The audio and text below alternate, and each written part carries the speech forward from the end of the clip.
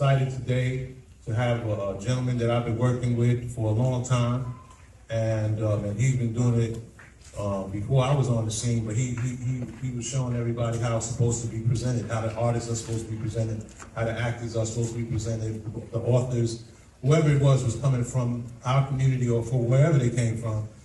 Angelo Ellerbee presented it in the proper way. So, ladies and gentlemen, please give a round of applause for Angelo Ellerbee. Bringing their children, taking them to the library, teaching them the importance of their survival, reading books, understanding the importance of reading and comprehension. I salute Ralph because he is at the apex of organizing with his hip-hop. But all these things live within the facility of these libraries. We got to understand the importance of a give back to our communities. Our children are our tomorrow. And if you don't know it, you need to know it. We need to give our children all the support that we can possibly give them so they can grow up and bring us a better tomorrow. So I applaud Ralph, I applaud, I guess, the city of New York City for doing what they're doing. This is incredible on a Saturday to see a very diverse community come together and catch up just to make sure we were on point. You know, I said before I let go, like Frankie Beverly. Yeah. And we want to send a rest in peace to the amazing Frankie Beverly. And you have a picture of him on your Instagram page and your social media. What is your relationship and has My relationship with Frankie Beverly goes back maybe 2 or 3 years. I represented him from 3 years ago.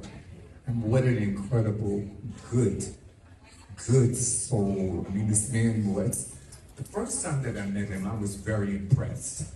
And the first thing that I said to him, because he was not about doing media, taking pictures, he wasn't about any of that. He was about his music.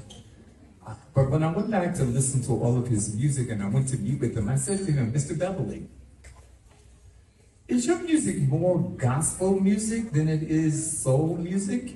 And he looked at me and he said that my firm was able to have a contribution important to his career. He said that he was always unsung.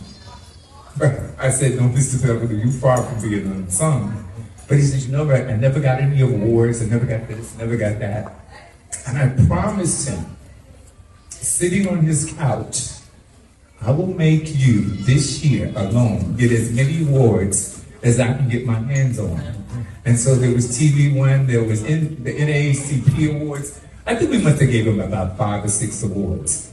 So it's so important that we give our seniors, so we give life to our seniors and flowers to them while they're here so that they can smell them.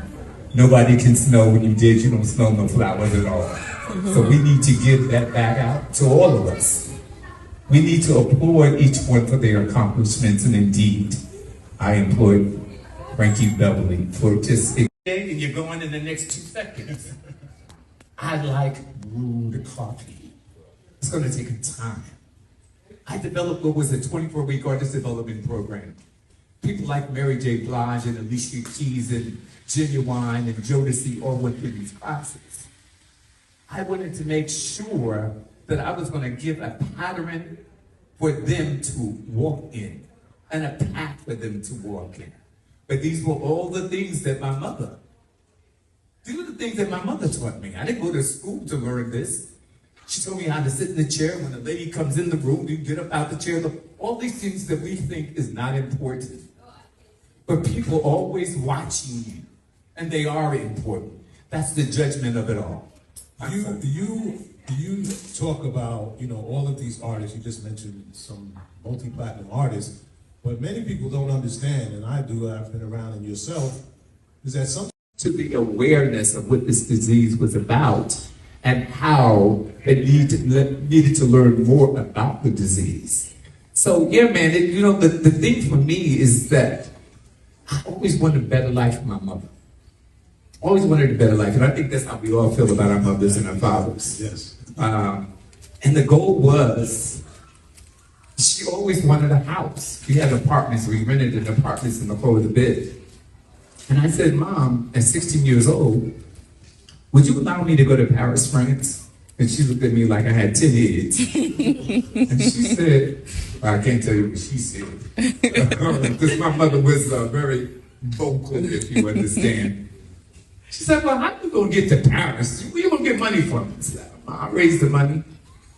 I raised about maybe $3,000. Got on the plane, went to Paris, France. One of my friends took pictures of me, which were horrible. So it's really important that you understand the business. But please don't go selecting your friends as your managers. Well, what should you do if you don't have any money when you first start? Well, I tell you what I did. I bagged up bags. I went to the supermarket.